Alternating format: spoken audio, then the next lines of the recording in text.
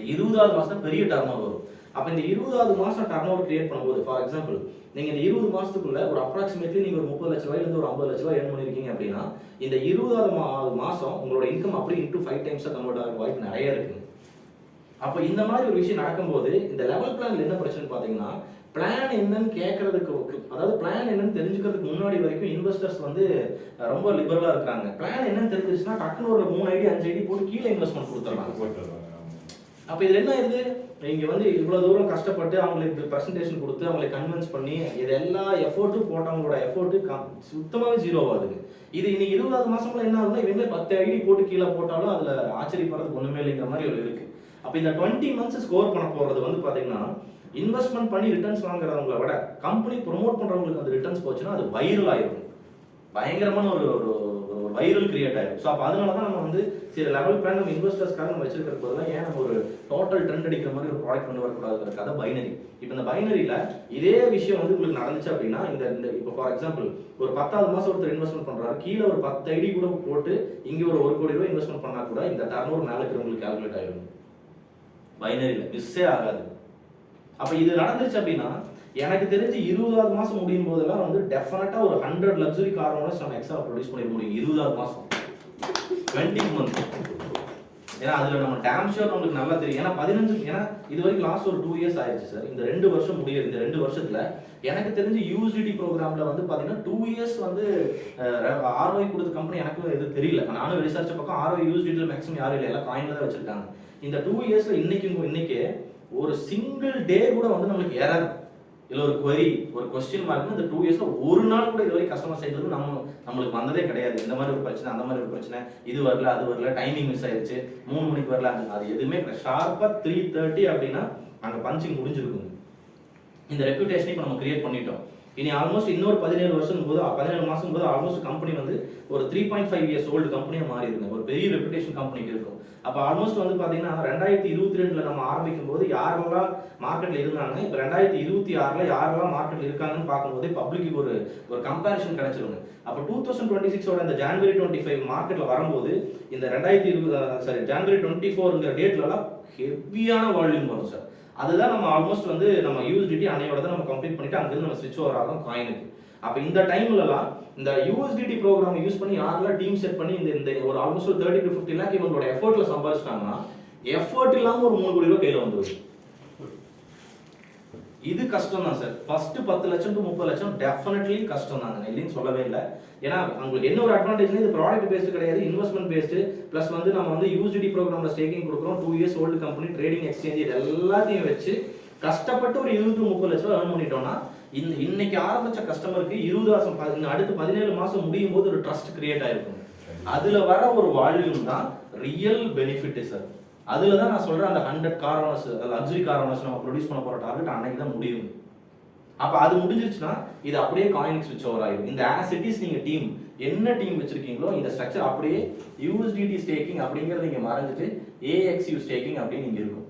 மற்றது எல்லாமே ஒண்ணுதாங்க. அப்ப காயின் வரும்போது நம்ம என்ன பண்ணுவோம்னு கேட்டீங்கன்னா, இப்போ உங்களுக்கு இந்த அவார்ட்ஸ் அண்ட் ரிவார்ட்ஸ் எல்லாம் இருக்குது இல்லைங்களா, இதெல்லாம் அப்படியே இன்டூ 2 ஆனாலும் ஆச்சரியப்படுறதுக்கு வாய்ப்பே இல்லை. ஏன்னா காயின்ல நம்ம என்ன வேணா பண்ணலாம். காயின்ல என்ன வேணா பண்ணலாம் சார். அப்போ இது எல்லாமே என்னன்னு கேட்டீங்கன்னா இந்த முதல் 17 மாசத்தோட எஃபர்ட் மட்டும்தான். அதுக்கப்புறம் கிடைக்க போறது எல்லாமே வந்து it's ultimately into 2 into 3 into 4ங்கிற மாதிரி தான் இருக்குங்க. ஸோ அப்போ இதுதான் நம்மளோட மெயின் விஷயம் சார், பைனரி கொண்டு வந்ததுக்குண்டான விஷயங்கள்.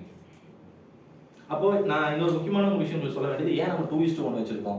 இப்போ இந்த 2:1 வந்து என்ன பர்பஸ்க்காக வச்சிருக்கோம், யூஸ்வலாக நீங்கள் மார்க்கெட்டில் 1:1 கம்பெனிஸ் தான் பார்த்துருப்பீங்க.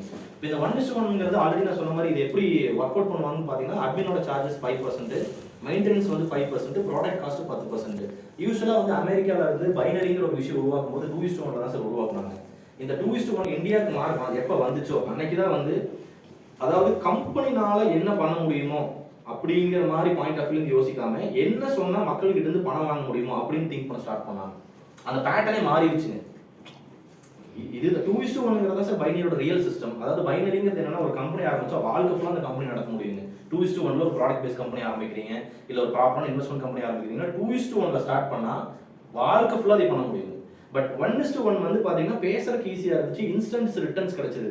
பட் இதுல என்ன நடக்கும்னு கேட்டீங்கன்னா, 1:1ல ஒரு 5% அட்மினுக்கு 5% வந்து எக்ஸ்பென்ஸ் போக ஒரு 10% ப்ராடக்ட் காஸ்ட் இருந்துச்சுன்னா பேலன்ஸ் இருக்கிற 80% ஃபண்ட் வந்து பார்த்தீங்கன்னா வெளியில பே அவுட்டா போயிருங்க. பஞ்சான வெளியில போயிடும். ஒரு $100 உள்ள வந்துச்சுன்னா $80 வெளியில போயிடும் சார். நான் சொல்றது கம்பெனியோட முதல் நாள் இது நடக்காதுங்க. நல்ல கோர் டீம் செட் ஆகி நல்ல மல்டிபிள் லெவல் ஆஃப் லீடர்ஸ் வந்துட்டாங்க. நல்ல ஏர்ன் பண்ற லீடர்ஸ் ஒரு 100 பேர் 200 பேர் வந்துட்டாங்கன்னா அப்போ ஒரு 10 லட்சம் உள்ள வந்துச்சுன்னா 8 லட்சம் அப்பவே இன்ஸ்டன்ட் வெளியில போயிடும். வெறும் 20% நிற்கும். இது ப்ராடக்ட் பேஸ்ட் கம்பெனியா இருந்துச்சுன்னா பிரச்சனையே இல்லைங்க. அட்மினுக்கு 5 இது 5 போக ப்ராடக்ட் காஸ்ட் 10% கொடுத்துட்டு அழகா அந்த கம்பெனி எடுத்து போயிட்டு இருக்கலாம். பட் அவங்களே ஒரு சில ஸ்டேஜ்ல திணற சிச்சுவேஷன் வந்துருச்சு 1:1. பட் 2:1க்கு அந்த விஷயம் நடக்கவே நடக்காதுங்க. இது வந்து வாழ்க்கை ஃபுல்லா அந்த கம்பெனி ஓடும் 2:1 ரேஷியோ வந்துச்சுன்னா.